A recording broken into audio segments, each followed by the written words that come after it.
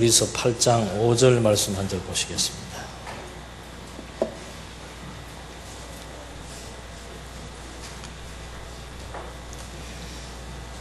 히브리서 8장 5절 그들은 하늘에 있는 것들의 모형과 그림자를 섬기는데 이것은 모세가 장막을 세우려고 할 때에 지시받은 것과 같다. 하나님께서 보아라, 산에서 너희에게 보여준 모형을 따라 모든 것을 만들어라 말씀하셨다. 그러나 이제 그분은 더 뛰어난 직분을 얻으셨으니 그분은 과연 더 좋은 약속 위에 세워진 더 좋은 언약의 중보자이시다. 히브리서 기자는 구약을 모형으로, 그리고 구약을 그리스도에 대한 모형으로, 신약을 그리스도로부터 성취될 실체의 내용으로 설명을 하고 있고, 구약에서의 모형적인 직분은 신약을 통해서 드러난 실체적인 직분을 성취하실 것에 대한 약속인 것으로 증거하고 있습니다.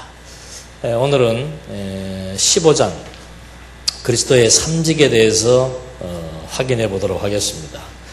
기독론은 예수께서 인간의 몸을 입고 하나님인 그리스도께서, 말씀이신 그리스도께서 인간의 몸을 입고 이 땅에 오셔서, 그리고 구약에서 언약된 모든 사역들을 다 완성하심으로 말미암아 당신이 바로 하나님의 아들 그리스도라고 하는 사실을 우리에게 확증시켜 주시고 승천하셨다가 다시 또 강림하게 될 것을 약속한 내용들입니다. 그래서 이 기독론에 있어서 제일 중요한 것은 하나님이 인간의 몸을 입고 오셨다는 것, 그리고 오신 그분에게 인간의 속성과 신의 속성이 같이 있다라고 주장하는 양성론에 대한 우리의 입장을 지난 시간에 밝혔습니다. 그래서 여러분들 그건 한 번 더 기억하시고 싶으면은 지나간 강의를 들으시면 되고, 오늘은 이제 그렇게 신이 인간의 몸을 입고 오셨는데 인간의 몸을 입고 오신 그 신에 대한 속성을 지난 시간에 공부했고, 오늘은 그렇게 오신 그분이 가지고 계신 직임에 대해서 이제 설명을 하려고 합니다. 그러니까 오늘은 우리가 항상 강의는 이렇게 대비해서 일반 신학과 또 성경 신학의 관점의 대비를 통해서 확인을 해보고 있습니다만은 오늘도 여실히 그 관점이라고 하는 것이 얼마나 중요한지에 대한 것을 확인해 볼 수 있습니다. 그러니까 그리스도께서 이 땅 위에 이제 오셨는데 그분이 가지고 계신 직임이 있다. 그 직임은 우리가 아는 대로 선지직, 왕직, 제사직, 삼직입니다. 그 삼직이 도대체 왜 필요한지, 그걸 이제 칼빈은 초도에서 밝혀주고 있습니다. 삼직이 도대체 왜 필요한가? 여러분들도 한번 그 생각을 한번 해보세요. 구약에서 선지자, 왕, 제사장이 있고, 그 제사장의 그 세 가지의 직무가 구약 성경에서는 어떤 맥락에서 필요했고, 그리스도에게 와서 그것은 또 어떤 의미로서 그 삼직이 필요한지라고 하는 것을 우리가 생각을 해볼 수 있습니다. 그래서 좀 이따가 설명을 해드릴 텐데, 대체적으로 그리스도의 그 삼직에 대한 필요성은 모든 신학의 출발이 타락한 인간의 죄로부터 출발을 하기 때문에 신학의 목적도 타락한 인간을 구원하기 위한 것이라고 하는 큰 전제가 있습니다. 그래서 이 그리스도의 삼직 역시도 무엇 때문에 필요한가 하면은 타락한 인간을 구원하기 위한 확고한 기반을 조성하기 위해서는 그리스도에게서의 삼직이 필요하다. 그러니까 그리스도의 그 삼직을 통해서 그 삼직이 타락한 인간을 구원하는 어떤 기능과 직접적인 연관이 있고, 또 그 결과 삼직에 의해서 구원을 받은 백성들은 이제 그리스도로 말미암아 안식을 누린다. 이것이 아주 그 기본적으로 가지고 있는 신학의 패턴입니다. 모든 신학이 이렇게 출발을 해서 이런 목적에 의해서 이렇게 설명되어지고 있다는 것은 뭐 누누이 강의할 때마다 말씀드려서 잘 인지하고 계실 줄로 압니다. 그러나 이제 우리 성경신학은 그 필요성부터가 다르다는 거죠. 왜 다른가? 그리고 왜 그래야만 되는가? 이걸 자꾸 우리는 이제 반문을 해야 됩니다. 항상 여러분들이 그동안 성경 강론 강의를 들을 때는 그냥 이땐 그 내용 자체에 대한 확인을 주로 많이 해왔습니다. 그러다 보니까는 그 이상의 생각들을 잘 하려고 하지 않아요. 그냥 구약은 뭡니까? 언약입니다. 신약은 뭡니까? 성취입니다. 그럼 언약과 성취를 통해서 무엇을 알 수 있습니까? 하나님 여호와를 알 수 있습니다. 그 이상 생각을 잘 안 하려고 하죠. 그래서 항상 구약은 뭡니까? 언약입니다. 왜 언약이어야 됩니까? 스스로 외자를 붙여보시란 말입니다. 왜 언약이어야 되는가? 그리고 신약은 왜 성취라야 되는가? 그리스도가 꼭 굳이 선지직, 왕직, 제사직 이 3직을 당신이 꼭 그렇게 완수해야 되는가? 구약에서는 왜 그랬는가? 신약에서는 왜 그랬는가? 하여튼 우리가 당연하게 알고 있던 신학적 명제들에 대해서 다시 우리는 거슬러서 왜라고 하는 질문을 던지면서 여러분들 스스로가 그것을 논증하든지 그렇지 않으면 뭐 이렇게 설명해 낼 수 있는 어떤 그 체계에 의해서 구체화되는 작업들이 우리에게 필요한 거죠. 그래서 이 신학부 월요일 주일날 하는 이 일부 신학부 강의 시간 또는 화요일날 하는 그 신학원 강의 시간은 전부 그런 것들을 이제 다양한 과목들을 통해서 훈련하는 그런 시간들이라고 해도 과언이 아니죠. 그래서 지금 이 칼빈 역시도 그리스도의 3직 선지직, 왕, 제사장직 이 세 가지의 직무에 대한 필요성 이것은 뭐 일반적인 신학의 흐름처럼 무조건 인간을 구원하기 위한 것이다 이렇게 말들을 하고 있습니다. 하나 예를 들어드리면은 이 관점이라고 하는 것이 얼마나 차이가 많이 나는가. 똑같은 산상수훈에 심령이 가난한 자가 뭐예요? 복이 있나니 왜냐하면 천국이 저희 것이다. 그래서 과거에 우리는 마음이 가난한 사람 마음이 가난해야 어디 간다? 천국 간다. 그건 아니라고 이제 알고 있지요. 그럼 제가 이제 조금 유사한 내용을 또 하나 말씀드릴게요. 그 심령이 가난한 자가 복이 있다. 천국이 저희 것이기 때문에라고 하는 그 똑같은 구조를 가지고 그 구조는 심령이 가난해야 천국 간다는 것이 아니다. 그렇다면 무슨 말인가? 우리 인간 스스로는 천국 갈 수 있다 없다? 없다. 그럴듯하죠? 그 말에 이의가 있습니까? 그 말 자체는 아무 이의가 없죠. 그래서 여러분 오늘도 우리의 능력으로는 천국을 갈 수 없지만 그리스도가 우리를 대신해서 십자가를 지심으로 우리를 천국 백성 만들어 주었으니까 이제 우리는 살아가면서 우리의 마음을 어떻게 해야 되겠습니까? 내 마음이 정말 욕심이 있는지 없는지를 어떻게 해요? 점검하면서 살아야 됩니다. 라고 하는 말에 대해서 이의가 있으시면은 손을 드시고 다 하면 예 하시고 아니면 아니라 하십시오. 이 지금 여러분 내가 뭐 때문에 이 말을 하는 것이라고 생각이 듭니까? 이게요. 지금 예수님께서는 그 산상보훈에 심령이 가난한 자가 복이 있나니 천국이 저희 것임이라는 이 말씀을 왜 하신 거예요? 그거 잊어버리면 안 되는 거예요. 근데 우리는 그건 뭐 당연한 거고 그 다음에 자꾸 어디에 관심이 많는가 하면은 나에 대해서 관심이 많아요. 나에 대해 사람에 대해서. 그러니까 여러분들 제가 조금 전에 말씀드릴 때 우리는 천국 갈 수 없지만 그리스도께서 천국 가게 해준 것이다. 그 말 자체는 맞지만 지금 이 심령이 가난한 자가 복이 있나니 천국이 저희 것입니다라는 그 본질적인 목적하고는 좀 다른 얘기예요. 천국을 간다 못 간다 그 얘기를 우리가 이렇게 해서 천국 가게 된다. 내 능력으로 가는 것이 아니고 그리스도의 공로에 의해서 천국 간다. 그 말을 하려고 지금 그 본문이 주어진 게 아니라 말입니다. 그러니까 우리는 항상 성경 본문이 말하고자 하는 그 의도와 취지를 정확하게 파악을 해야만 저것은 말은 맞지만 지금 이 맥락 속에서 그 말은 아니다. 이렇게 분석을 할 수 있어야 되는 거예요. 그러니까 산상수훈은 오늘 그리스도의 공로를 생각하고 내 능력으로는 천국 가지 못하지만 그리스도가 나를 천국 보내주었다.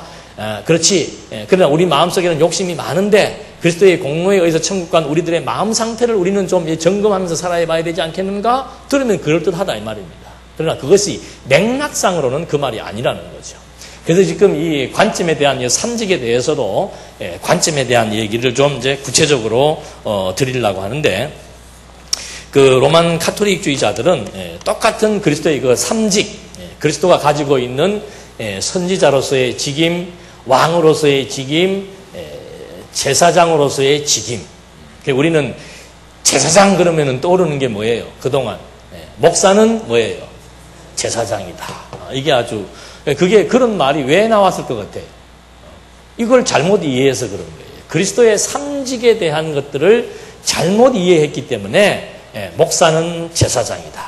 근데 목사는 제사장이라고 하는 그 말의 의미도 따지고 들면은 그렇게 좋은 것은 아닌데 뭐 때문에 그렇게 자꾸 그걸 쓰게 되었는지를 좀 한번 확인을 해보겠습니다. 그러니까 똑같은 그리스도의 삼직을 보면서도 관점에 따라서 다른 말들이 나오게 됩니다. 로만 칼빈은 로만 카톨릭주의자들에 대한 주장을 비판하기 위해서 기독교 강연을 썼기 때문에 항상 로만 카톨릭주의자들의 그 교황주의자들의 그 견해가 나올 수밖에 없습니다. 그러니까 그들도 이 삼직이라고 하는 것은 타락한 인간을 구원하는 데 필요한 선지직, 왕직, 제사직이라고 얘기를 하면서 결국은 이들이 내세우고자 하는 것은 뭔가 이 삼직을 이제 그리스도로부터 부여받은 게 누굽니까? 그게 교황이에요. 개신교 목사는 제사장직만 부여받았지만은 교황은 세 개를 다 부여받은 거예요. 그래서 성경을 해석하는 해석권, 아무나 성경을 해석할 수 없습니다.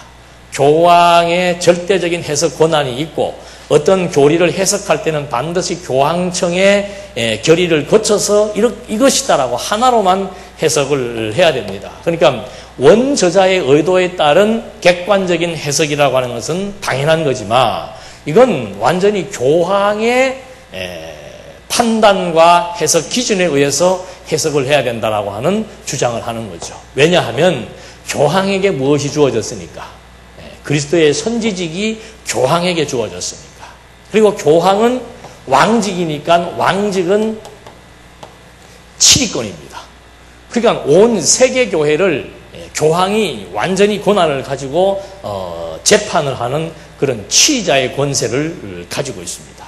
그리고 제사장직이라고 하는 것은 속죄권입니다. 백성들의 죄를 그리스도를 통해서도 용서함을 받지만 예수 믿고 난 이후로부터의 죄에 대해서는 반드시 제사장이신 교황의 판단과 결정에 의해서 죄가 사해지기도 하고 그렇지 않으면은 계속해서 죄를 물어야 되는 그런 이제 문제가 발생하게 됩니다. 이것이 삼직을 잘못 이해한 로만 카톨릭의 삼직에 대한 견해입니다. 이렇게 된 동기가 어디가 있었는가 하면은 교회사를 보게 되면은 예수님이 33년도에 이제 승천을 하시고 마지막 사도가 요한입니다. 이걸 이제 우리는 사도시대라 그럽니다. 사도시대 때만 해도 어떤 그 사도들 역시도 그랬어요. 사도들 역시도 봉사자입니다. 봉사자. 그냥 봉사자의 역할을 해서 말씀을 전파하는데 주력을 해왔는데 이제 이 사도시대에서 사도들의 그 직계 제자들이 또 있습니다. 그걸 우리는 속사도라 그러기도 하고, 뭐, 교부라고 얘기도 하는데, 그 다음 단계로 이제 넘어가는 것이 200년입니다. 요 어간까지만 해도 그래도, 교회가 순수했습니다. 그러니까 초대교회 때 요 어간에 다른 종교에서, 다른 종파에서 기독교를 이단이라고 정죄하게 된 요인 중에 하나가 여러 가지가 있겠습니다만은 저 기독교는, 저 그리스도교는 참 이상한 종파다라고 지목했던 것 중에 하나가 뭔가 하면은 성전이 없다는 겁니다. 신전이 없다는 거죠. 우리는 뭐 신전이라 그러면 더 쉽게 와닿죠. 모든 종교가 다 뭐가 있습니까? 신전이, 더더군다나 이 당시에, 초대교회 당시에 이방 종교들이 많이 있었는데 전부 뭐 짓는 겁니까? 신전이 다 있습니다. 신을 모시는 전당이 있는 거죠. 근데 이 초대교회 당시에 기독교는 뭐가 없습니까? 있는 성전을 어떻게 버렸어요? 60년에. 있는 성전까지 60년에 다 허물어졌고 그것이 허물어질 것이라고 예수님이 예언을 했고, 이거는 신전이 아니고 진짜 참 성전을 내가 짓겠는데 그 성전은 건물 성전이 아니고 사람의 손으로 지은 건물이 성전이 아니고 그리스도의 씨로 말미암아 거듭나고 중생한 진짜 그리스도의 지체가 된 성도들이 바로 성전이라는 개념, 이것이 초대교회 때에 이단으로 지목받게 되는 결정적인 것이었어요. 그렇지 않습니까? 우리가 생각할 때도 지금 우리 한국교회도 그렇습니다. 교회 그러면 뭐가 있어야 돼요? 그러니까 교회 그러면 건물이 있어도 좋고 없어도 좋아야 되는데 교회 그러면은 반드시 뭐가 있어야 돼요? 건물 없으면은 그 무슨 교회예요? 이단교회예요. 저는 그동안 참 힘들게 목회해서 교회가 팔공산에 들어오기 이전까지 항상 지하실 아니면은 지하실에 거의 많이 있었죠.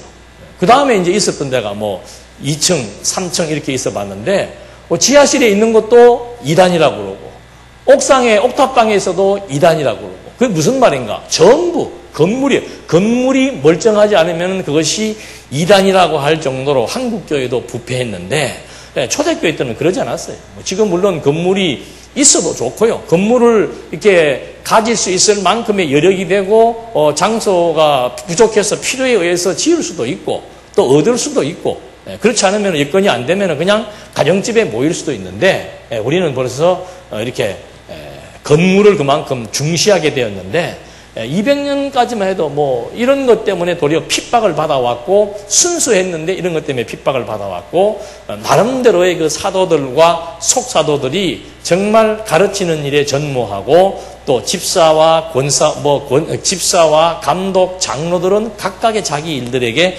충실하게 일들을 해왔습니다. 그러다가 요즘에 신문에 계속 기재하는 대로 이 4세기가 아주 교회 부패에 아주 결정적인 영향을 미친 거예요. 그래서 이 콘스탄티누스라고 하는 이 로마의 황제, 그 사람에 의해서 교회에 여기까지만 해도 건물은 245년도인가 요때 이제 건물이 하나 두 개씩 생겨나기 시작을 하고, 이때 이제 처음으로 목회에 전념하는 목회자에게 봉급이라고 그러더라고요. 봉급이 주어지기 시작을 하고. 지금 제가 중국교회 갔을 때 중국교회의 특징이 뭔가 하면은 목회자들에게 사례가 없다는 거죠. 주기는 줘도 거의 이거는 교통비도 안 되는 수준이지. 그러니까 그만큼 이렇게 그 일을 하는 본인들도 거기에 대해서 불만이 없고 교인들도 별로 의식이 없어요. 그러니까 이제 전념을 하지 못하니까는 농사를 짓거나 장사를 하거나, 초대교회도 그랬어요. 전념을 할 수가 없는 정도로 자기들이 생업을 가지고 일을 하기도 하고, 누가 좀 후원을 해주면은 일 놓고 전념하기도 하고, 그런 상황이었는데, 이때부터 건물과, 그 다음에 이제 봉급이 책정되기 시작했고, 4세기 때 와서는 이제 완전히 성직이라고 했습니다. 성직. 교회의 직분을 성직이라고 얘기하면서 그 직분 자체에 대한 성스러움, 물론 성직이죠. 다 하나님 보실 때는 다 거룩한 직분, 집사도 성직이고 다 성직인데, 이때는 성직 개념이 이제 결국은 이런 지도층들을 성직자라고 이제 규명을 하기 시작하게 됩니다. 이것이 4세기 때부터 시작이 되는데, 그리고 이 교황 제도도 이때부터 만들어지기 시작을 하는 거예요. 그러니까 도시, 지금도 그렇죠. 서울에 있는 교회와 저 변두리에 있는 시골에 있는 교회가 경제적으로 차이가 많이 납니다. 그러니까 도시에 있는 큰 교회가 그걸 이제 도시교회, 그 당시에 도시교회라고 했는데 서울에 있는 큰 교회가 저 시골에 있는 지방에 교회를 하나 세워줬다. 건물을 하나 얻어주었다. 그럼 건물 없고 사람들이 있으니까는 누가 가야 됩니까? 목회자가 파송이 돼야 되죠. 그걸 누가 결정을 해야 되겠어요? 도시교회에 있는 감독이 그걸 결정을 하게 됩니다.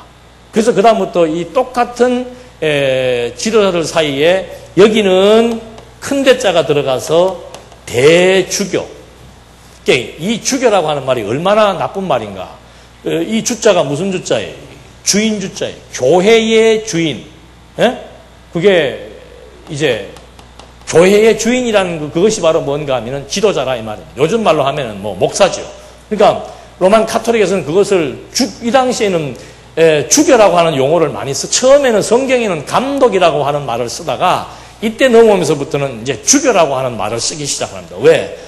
카톨릭의 이 삼직 자체가 그리스도로부터 다 위임받은 직이기 때문에 그리스도가 교회의 주인인 것처럼 그 직무를 위임받은 교황이나 지도자들도 똑같이 그런 권한이 있기 때문에 교회의 주인으로 둔갑이 된 거예요. 그래서 도시교회의 큰 목회자는 대주교가 되고 지방 대주교로부터 임명을 받아서 파송된 목회자를 이제 주교라고 얘기하는 겁니다. 그래서 카톨릭에서는 지금도 대주교, 주교, 그리고 그 밑에 사제가 있고 그 다음에 요 밑에 이제 누가 있는가 하면은 장로가 들어가는 거예요.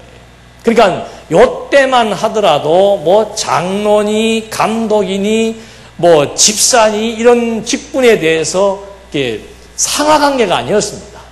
그냥 평등 관계였는데 이때 오면서부터 이제 교회 규모가 커지고 재산이 많아지면서부터 이런 제도가 나타나기 시작한 거예요. 그래서 대주교가 나오고 대주교를 나중에 이름을 바꾼 것이 더 완벽한 사람을 하나 뽑아서 그 사람을 이제 교회의 임금왕자를 쓰죠. 황제다. 종교의 황제. 그래서 교황이라고 이름을 붙여준 겁니다.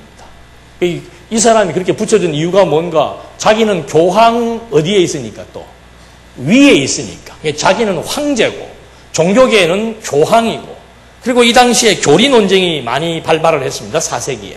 아까 지난 시간도 말한 대로 예수님이 신이냐 그렇지 않으면 사람의 아들이냐 이 문제로 막 교리 문제가 발생을 하니까 성경적인 어떤 기준에서 교리 판단을 해버리면 괜찮은데 그런 기준이 명확하지 않으니까 나중에는 정치적으로 비하가 돼가지고는 이걸 재판할 사람이 없는 거예요.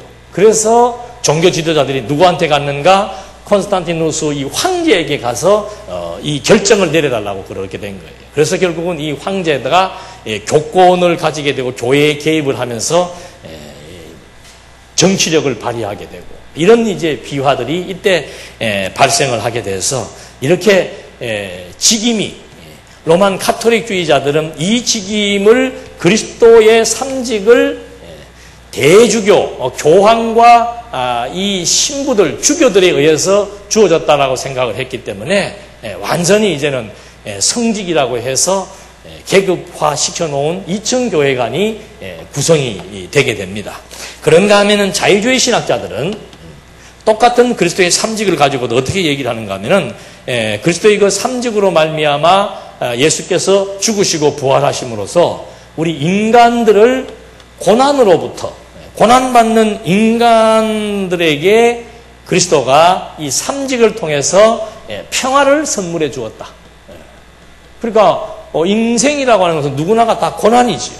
근데 그 고난의 문제를 해결하기 위해서 그리스도에게는 삼직이 필요했다. 그래서 예수님께서 선지직, 왕직, 제사직을 감당하신 이유는 어디에 있는가? 고난받는 인간에게 평화를 선물하기 위해서다. 그래서 이 사람들은 평화주의자, 박애주의자를 자처하는 거죠. 그런가 하면은 이제 칼빈 이하, 전통신학에서는 그리스도의 삼직의 필요성과 중요성 그리고 이유와 목적 다 같은 말이에요. 어디에 있는가? 죄인들, 전통신학에서는 죄인들을 뭐하기 위해서?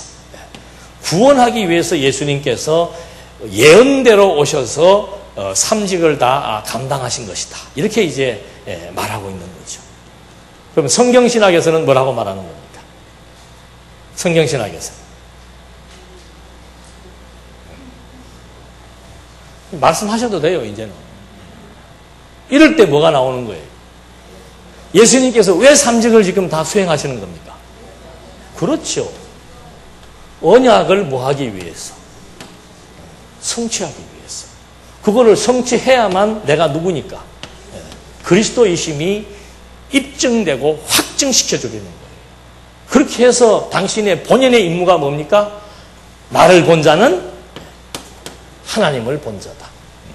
하나님의 살아계심을 우리에게 증거하고 입증하고 확증시켜 주시기 위한 근본적인 목적을 이루기 위해서, 그걸 이루는 방식이 뭔가? 언약을 성취하는 거예요. 그러니까 똑같은 삼직을 가지고도 구약의 언약을 성취하기 위해서 오셨으므로 그 언약을 다 성취하시니까 당신이 누구이다? 그리스도이시다. 그리스도를 지금 우리에게 확인시켜 주려고 하는 것인데, 이것도 다 말은 고난받는 인간에게 하나님께서 평화를 줍니까? 안 줍니까? 주시잖아요. 우리도 말씀을 듣고 나면 마음에 뭐가 이루어져요? 여러분 그래서 말씀 듣는 거 아니에요? 막 속이 뒤집어지다가도 말씀 들으면 어때요? 평안하잖아요. 그럼 이 말도 맞아요? 틀려요? 맞단 말입니다. 타락한 인간 구원합니까? 안 합니까? 구원하지요. 이거는 이제 너무 얼토당토 안 하니까는 빼더라도 이 두 가지는 그럴듯하다 이 말입니다. 그래서 여기는 크게, 범위를 크게 해서 온 사회와 인류에게, 온 사회와 인류에게 평화를 선물하시는 그리스도. 여기는 타락한 죄인 개인의 영혼을 구원하시는 그리스도. 그러니까 범주는 이게 더 넓지요. 그래서 자유주의 신학의 젊은 사람들이 많이 가는 이유가 뭔가? 기존 전통교회들은 교회 나오면은 개인 구원만 얘기하는 거예요. 개인 구원. 그러나 자유주의 신학에 물든 교회들은 개인 구원을 얘기하는 게 아니고 사회 정화를 부르짖고 사회 정의를 부르짖고 핍박받고 억압받고 가난하고 병들고 억눌린 자들에게 무엇을? 사랑과 평화를 우리가 전달해야 된다라고 하는 그런 슬로건에 의해서 이 자유주의 신학의 해방신학, 민중신학의 운동들이 발생하게 되는 거라고 말입니다. 그러니까 훨씬 이게 멋있잖아요. 그러나 성경은 이거 아니에요. 우리도 항상 그거 생각해야 됩니다. 종교라고 하는 것은 하나님과 누구예요? 인간의 관계를 통해서 형성이 됩니다. 종교라고 하는 것은. 그럼 인간이 없으면은 뭐 종교라고 하는 것도 필요 없죠. 그러니까 종교란 뭔가? 하나님과 인간의 관계 속에서 이게 형성이 되는데 무엇이 주고 무엇이 본질을 알아야 되는 거예요. 근데 대부분의 많은 사람들은 종교를 누구를 위해서 선택하는가 하면은 자기를 위해서 선택하는 거예요. 인간을 위해서. 그래서 이것이 이런 말들을 이제 하기 위해서 말은 앞뒤는 안 맞지만 그래도 용어상 쓰기 위해서 이런 걸 갖다가 인본주의 신학이라 그런단 말이죠. 그러니까 인본주의면 인본주의지 또 신학은 뭐예요? 그냥 인간학이라 그래야 되는데 인본주의 신학이란 말을 쓰는 것은 종교적 색채를 가지고 있기 때문에 인본주의 신학이란 말을 쓰는 거예요. 그러니까 종교라고 하는 것은 신과 인간의 관계 속에서 형성은 되지만 그 종교의 궁극적인 목적은 뭡니까? 당신 영광을 드러내는 것이 궁극적인 목적이에요. 인간이 무슨 뭐 가난하고 병들고 병 고치고 부자 되고 뭐 인간이 이러고 저러고 하는 문제에 대해서는 그건 지엽이에요. 지엽. 하나님의 궁극적 관심, 종교를 통해서 섭리하시는 하나님의 궁극적 관심은 어디에 있는가? 하나님 당신 자신에게 있는 거예요. 이것이 기독교와 이방 종교의 극명한 차이점입니다. 모든 이방 종교는 전부 누구를 위한 종교예요? 다 인간 본이 인간을 위한 그런 종교지만은 기독교는 인간의 의사, 인간의 뜻, 인간의 능력 완전히 묵살시켜버리는 겁니다. 그래서 오직 하나님의 뜻, 하나님의 의지, 하나님의 능력만을 우리에게 뭐 하시는 거예요? 계시하시는 거예요. 그래서 마음에 안 들면 뭐 하면 돼요? 신을 바꾸든지 종교 바꾸면 되는 거예요. 굳이 여기 와가지고 별로 마음에도 안 드는 이 계시적 용어에 의해서 자존심을 묵살당하고 우리의 삶이 희망이 없어 보이기도 하고 여러분, 우리 이 말씀동에 오셔서 어떤 면에서 좀 불행하다고 생각되는 건 뭔가 하면은 이 땅에 태어나서 뭐 개인적으로 여기서 태어나서 여기서 죽었다고 할 때 이 시점까지 평생을 가난하게 살 수 있습니까? 없습니까? 평생을 골골골골 하면서 살 수 있어요? 없어요? 근데 다른 종교는 그렇게 살 때 희망을 줍니다. 당신 이렇게 하면은 뭐 할 수 있다? 잘 될 수 있다라고 하는 희망을 준단 말이에요. 근데 이 절대 종교에서는 그런 희망이 있습니까? 없습니까? 근데 왜 믿어요? 이게 지금, 그러니까 이런 궁극적인 종교의 궁극적 관심과 목적과 목표를 정확하게 이해하지 못하면은 이 지금 우리 여기서 신앙생활 하는 사람들처럼 불쌍한 사람들이 없는 거예요. 아이, 뭐, 다른 교회라든지 보면은 막 열심히 충성하고 봉사하면 어떻게 되는 거예요? 바뀔 수 있다. 그러니까 희망을 가지고 살잖아요. 근데 여기는 뭐 가만 들어보니까 이거는 뭐 멀쩡하게 봉사를 잘해도 하나님이 어떻게 해요? 다리를 하나 부러뜨리기도 하고, 뭐 하루아침에 그냥 막, 망해버리기도 하고, 그러니까 이걸, 종잡을 수가 없다는 거죠. 근데, 그래서 이 궁극적 관심이라는 말씀을 드리는 거예요. 그러니까, 종교라고 하는 것은 절대 종교인 기독교는 여기가 목표가 아니고, 영원한 하나님의 나라예요. 여기는 수단과 교육의 장소입니다. 근데 이방 종교는 뭔가 여기도 좋고 뭐예요?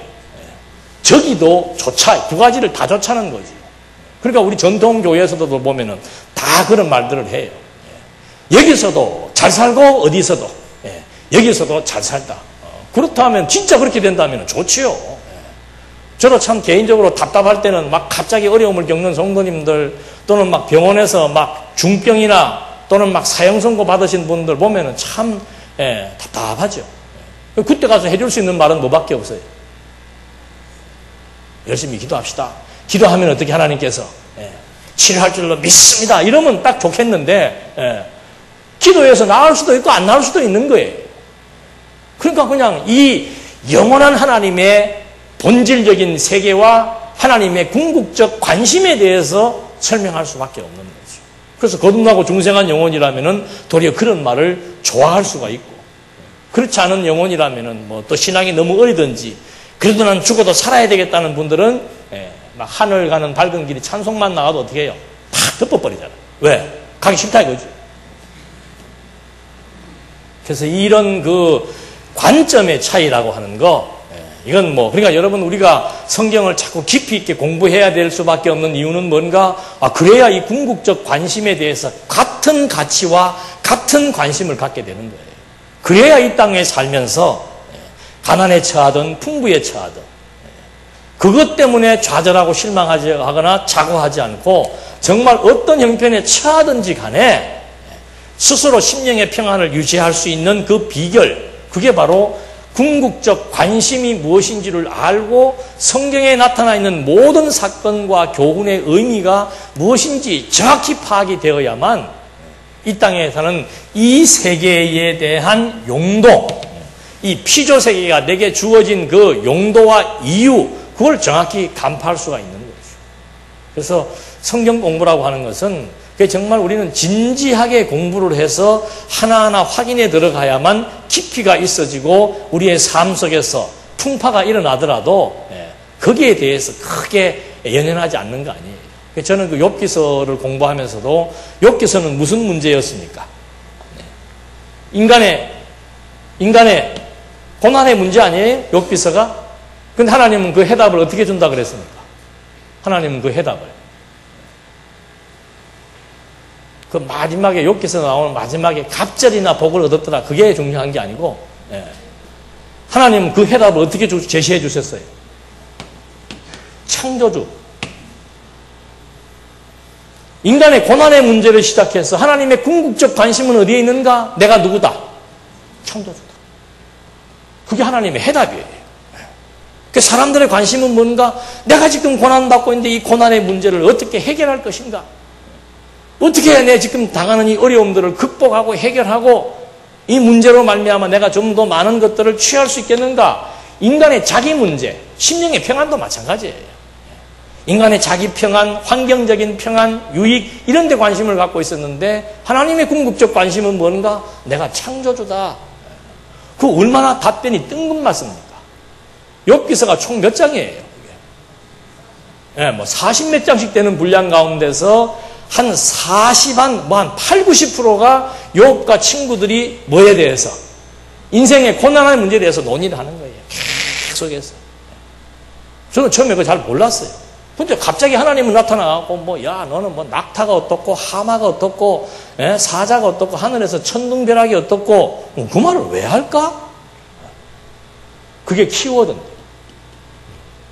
갑자기 이 사람들은 죄 문제, 고난 문제, 막 죽음의 문제, 삶의 문제를 얘기하고 있는데 하나님은 나는 천둥과 벼락을 움직이고 가뭄이 들게도 했다가 우리나라도 보세요. 얼마 전에 가뭄 때문에 난리를 쳤는데 저는 그거 알고 있었어요. 이제 좀 있으면 이제 또 홍수 때문에 난리 날 거다. 하나님은 적당하게 비를 안 주고 왜 가뭄을 일으켰다가 홍수를 일으키는 거예요? 나다 이 말이에요. 나는 나다.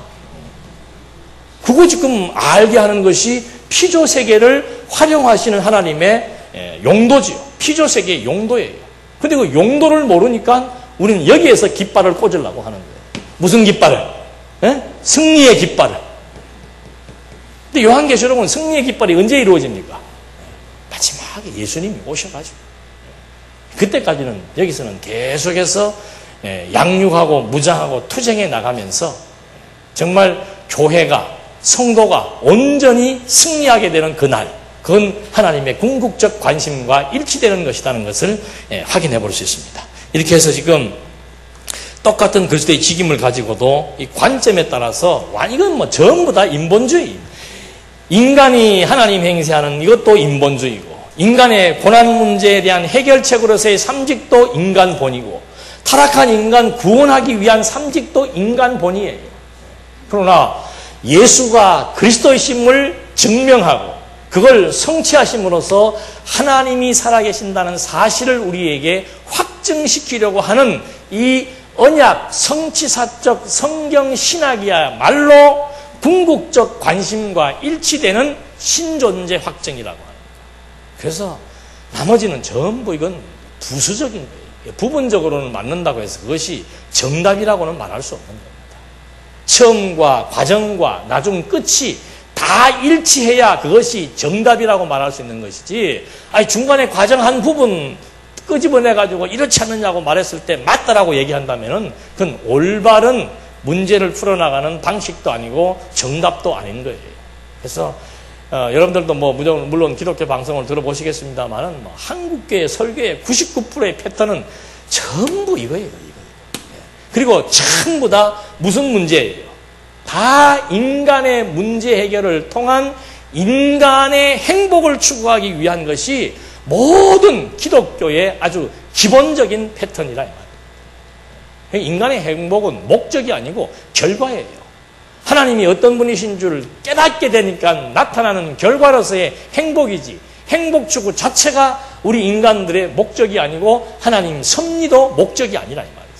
그래서 이런 것들을 늘 우리가 공부해서 알고 있는 내용들이지만은 항상 이렇게 날카로운 기준에 의해서, 성경적 기준에 의해서 정확한 분석과 비판이 따르지 않는다면은 우리도 쉽게 지금 여기에 함몰될 수밖에 없는 겁니다. 그래서 항상 힘을 얻는 것도 이 신지식에 의해서 힘을 얻는 거예요. 우리가 지금 가지고 있는 문제에 대한 해결 방식이라든지, 물론 하나님이 위로하고 사랑을 하지요. 근데 하나님의 위로와 사랑이라는 것이 이런 보편적인 위로와 사랑의 방식에 의해서 우리에게 다가오는 것으로 생각하시면 안 된단 말입니다. 그러니까 하나님의 사랑은 우리를 채찍으로 때리는 것도 뭐예요? 그것도 하나님의 사랑이란 말입니다. 그러니까 우리를 망하게 하는 것도 사랑이고 때리게 하는 것도 그것이 왜 사랑인가? 그 과정을 통해서 하나님의 궁극적 관심과 일치되게 하는 하나님에 대한 지식이 우리에게 공급됨으로써 여호와 하나님을 알고 경외하는 것. 여호와 하나님 알고 경외하는 것이 우리에게 행복이에요? 아니에요? 그게 진짜로 행복으로 와닿아야 이런 피조세계에서의 승리의 과정의 의미가, 고난의 의미가 이것이다라고 얘기했을 때 거기에 같이 공감하게 되고 동감하게 되는 거죠. 근데 그게 확실치 않으면은, 이거 하나님 경외하는 것보다는 그래도 뭐가 좋다. 그렇게 되면 이제 힘들어. 자기가 그렇게 되는 만큼 본인이 힘든 거죠. 왜? 하나님은 우리가 겪는 이 고난의 문제를 언제까지? 죽을 때까지 가면 갈수록 더 힘들게 할 수도 있다는 거죠. 바울도 보십시오. 처음에 바울이 복음 전할 때는 얼마나 대단했습니까? 차라리 처음에 어려웠다가 나중에 좋으면 좋은데, 나중에 좋은 것이 우리 생각에는 좋은데, 하나님은 바울도 막 처음에는 막 대단하게 만들어 놓잖아요. 그렇다가 마지막 가서는 누구 혼자 남는 거예요? 옷 한 벌, 내 몸뚱아리 하나, 그걸로 인생 끝이에요. 이스라엘 민족도 보십시오. 처음에 애굽에 내려갈 때는 요셉이 막 어떻게 해요? 총리가 돼가지고 막 이스라엘 형제들 70명이 다 같이 목에 힘을 주고, 그 집안에 한 사람이 총리면 나머지는 다 뭐예요? 부총리급 아니에요, 다들. 얼마나 좋겠어요. 그랬다가 나중에는 요셉이 죽고 난 이후로부터는 뭐로 전락하는 겁니까? 부총리에서 노예로 전락했대요. 그래서 우리에게 있어서 이 인생의 문제가 중요한데, 정말 하나님께서 왜 이 섭리를 해나가시면서 영원하신 하나님께서 이 피조세계를 이 안에다 두고 섭리하시는지, 이것이 참이고 이것이 본질이고 이거는 허상이라고 합니다. 이게 빛이고 이건 그림자라고 하는 거, 이게 실체고 이게 모형이라고 하는 거, 이걸 정확히 우리가 인지를 해야만 여기에 살면서도 보이는 건 여기에 보이고, 내가 지금 땅을 딛고 있는 이것은 이 세계지만 실제는 내가 어디에 있는 겁니까? 이 본질 안에서 지금 내가 살고 있다라고 하는 이것이 확인되어야만 자긍심이 생깁니다. 하나님 여건 따라서 주면은 주어도 좋고 안 줘도 좋다라고 하는 그런 합력해 선이 이루어진다라고 하는 그런 신앙적 확신을 갖게 되는 겁니다. 그래서 선지자의 직임, 왕의 직임, 이런 직임들이 쭉 소개가 되고 있는데, 간단해요. 선지직이라고 하는 것은, 구약에서의 선지직은 하나님의 뜻을 백성들에게 뭐 하는 거예요? 전달하고 가르치는 게 선지자의 직무입니다. 그러니까 백성들이 막 부패하고 있을 때 하나님의 뜻이 무엇인지를 가르치고 교육하는 거죠. 엄밀하게 말하면은 이 세 가지 직무를 현대의 직무에게 비교를 한다면은 가르치는 일을 하는 것은 선지직에 해당되는 거죠. 그래서 구약의 선지자는 하나님의 뜻을 가르치고 교육하는 건데, 예수님의 선지직을 위해서 예수님이 뭐라고 얘기했습니까? 내가 온 것은 내 뜻을 행하고 내 뜻을 전하기 위해서 온 것이 아니고 누구의 뜻을? 하나님의 뜻. 그 말을 왜 하시는 거예요, 예수님께서? 내가 구약에 언약된 참 선지자다. 영원한 선지자다. 그걸 지금 증거하기 위해서 예수님이 그렇게 설명했던 내용들이 많이 있습니다. 그 다음에 왕직도 마찬가지입니다. 구약에서의 왕은 자기 마음대로 백성을 다스리는 게 아니에요. 그래서 그 신명기서에 보면은 그런 말이 나옵니다. 신명기서 17장 14절로 20절 말씀 가운데서 중요한 대목이 뭐가 나오는가 하면은, 왕은 어떤 자라야 되는가? 율법서의 등사본을 레위 사람 제사장 앞에서 기록하고, 다시 말해서 율법을 레위 사람이 보는 데서 엉터리로 쓰면 안 된다 이 말이죠. 레위 사람의 입회하에 율법을 지금 사본을 써라 이 말입니다. 왕은 반드시 율법의 내용을 써서 자기 옆에, 어떻게 말하는가? 평생에 자기 옆에 두고 읽어라 그랬습니다. 그러니까 왕의 자격은 뭔가? 율법을 복사해서 평생 자기 옆에 두고 그것을 읽어야 된다. 왜요? 그래야 하나님의 뜻이 무엇인지를 잊어버리지 않고 평생 기억하며 여호와를 경외할 수 있기 때문에. 그러니까 잠언서의 내용도 그거 아닙니까? 나라의 주권자가 누구냐? 아들 니기, 솔로몬, 우리 아버지 다윗, 다 사람이 왕의 자리에 앉았지만 실제로 이 나라는 누구의 뜻대로?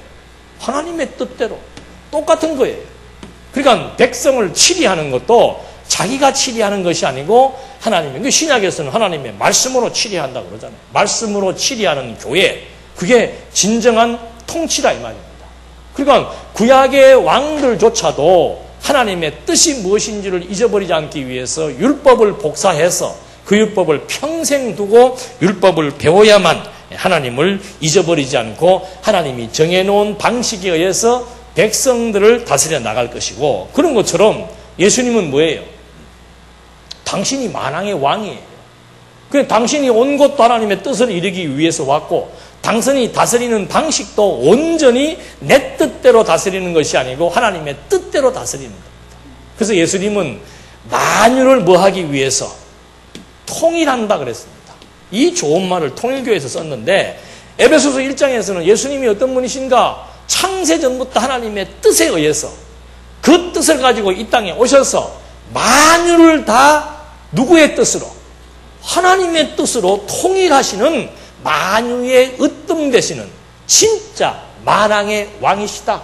그걸 바울이 지금 설명을 한 것이고, 복음서에서는 당신이 진짜 왕의 직위를 가지고 있다는 것을 설명하기 위해서 바람을 잠잠케도 하고 사탄을 명령하기도 하고 죽은 자를 살리기도 하고, 그래서 자연을 지배하고 인간의 생명을 지배하고 사단을 지배하심으로 말미암아 내가 모든 만유를 통치하시는 진정한 왕이심을 증거해서 내가 바로 구약의 언약대로 오신 그리스도라는 사실을 우리에게 확정시켜 주시려는 데 있는 것이지, 이게 무슨 뭐 예수가 왕인데 그로부터 내가 왕직을 부여받아서 우리가 이제는 왕처럼 행세해야 되고, 예수님이 왕으로 오신 것은 고난받는 우리들을 고난으로부터 해방시켜서 자유와 평화를 누리게 하기 위해서 예수님이 진정한 왕, 진정한 통치자가 되신 것이다. 이런 말도 엉터리 얘기고, 예수님이 왕으로 오신 이유는 뭔가? 예수님이 왕으로 오셔서 우리를 사단 권세로부터, 예수님이 그냥 우리를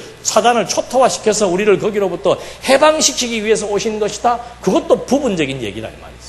그래서 선지직이든 왕직이든 전부 근간은 삼직을 통해서 섭리하시는 근거는 뭔가? 그게 구약의 언약이에요. 언약. 그래서 예수님도 구약 성경은 누구에 대하여 증거하는 것이다. 그 증거라고 하는 말은 입증하다, 증명하다 그런 뜻입니다. 그러니까 구약 성경은 내가 구약의 예언대로 온 그리스도이심을 입증하고 증명하기 위한 성취의 근거다. 그 말을 예수님께서 해주는 거죠. 그러니까 구약 성경이 전부 다 누구를 가리키고 있는 거예요. 여러분, 기독교란 말은 다른 말로 하면 그리스도교라는 거예요. 그럼 왜 그리스도교인가?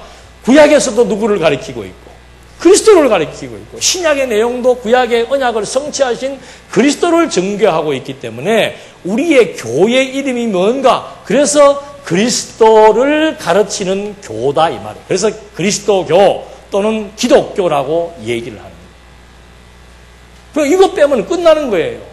그러니까 성경 해석도 다른 것 없습니다.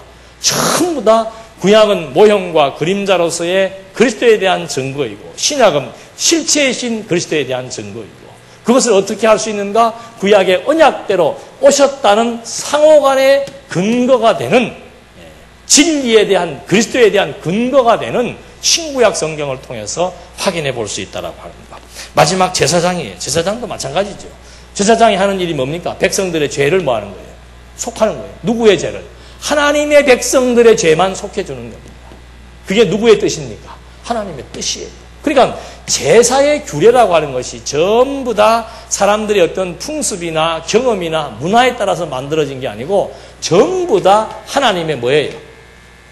명령과 규례와 법도에 의해서 행해지는 것이 구약 제사의 방식입니다. 그러니까 예수님도 마찬가지예요. 계속해서 내가 온 것은 하나님의 뜻을 이루기 위해 왔다. 그 뜻을 이루어 나가는 직임 중에 하나가 제사직에 대한 완성이죠.